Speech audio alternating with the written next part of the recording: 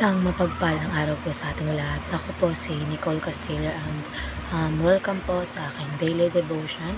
So, ang topic po natin ngayon is about Antichrist. So, pag sinabi pong Antichrist is ito daw po yung mga hindi naniniwala sa Diyos at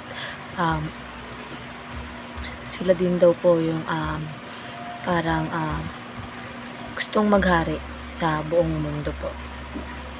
Ayon nga po sa 1 John chapter 2 verse 18, warnings against denying the Son. Dear children, this is the last hour, and as you have heard that the Antichrist have come, this is how we know it is the last hour. So, ayun nga po is sinasabi nga po sa ating katuruan ngayon ay the Antichrist was mentioned only in 1st and 2nd John. So mag-focus muna tayo sa Bible na kung saan is na-mention ang Antichrist. So pag-aralan natin mabuti kung ano nga ba yung Antichrist. So, para magkaroon tayo ng kaalaman about sa Antichrist. So, next naman po is the Antichrist lived in the 1st century. So, akala po kasi ng iba is sa future pa po ipapanganak yung mga Antichrist. So, sinasabi po dito is sa 1st century pa lang po ay pinanganak na po sila nung 1st century. So, marami pong naniniwala na hindi po totoo ang ating Panginoong Jesucristo. So, next naman po is the Antichrist is not to be feared. Hindi dapat katakutan ang mga Antichrist. Kasi po meron po tayong Panginoong Jesucristo. And so yung mga Antichrist din daw po is hindi naniniwalang nagkatawang tao po ang ating Panginoong Jesucristo.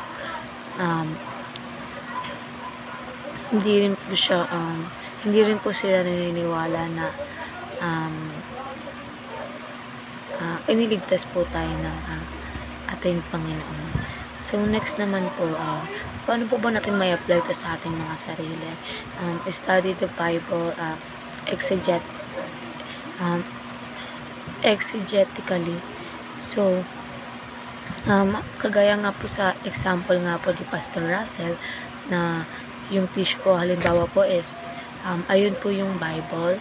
So, dun nga daw po is kukunin mo yung kahulugan ng Bible. At iyong uunawain ang meaning ng nilalaman nito. And hindi po ikaw yung kumbaga magpapasok ng concept na gusto mo sa Bible. Yun po. So, next naman po is avoid reading exegetically. So, ayun nga po, sasabi nga po ni Pastor Russell na yung iba nga daw po is yung mga napapanood po nilang mga movies o kaya kagaya po sa YouTube is ayun po yung parang na-about po sa Antichrist na pinagsasama-sama po nila and kumbaga tapos iaano po nila sa Bible. So isa na rin po sa halimbawa is yung kunwari po sa mga Bible verses, pinagsama-sama po yun. Then gumawa po siya ng sariling katuruan. And last naman po is be confident of the triumph of the Christ and His Great Commission.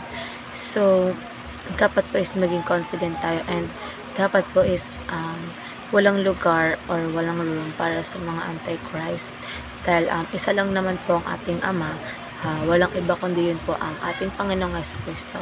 And ayun lamang po, maraming salamat po.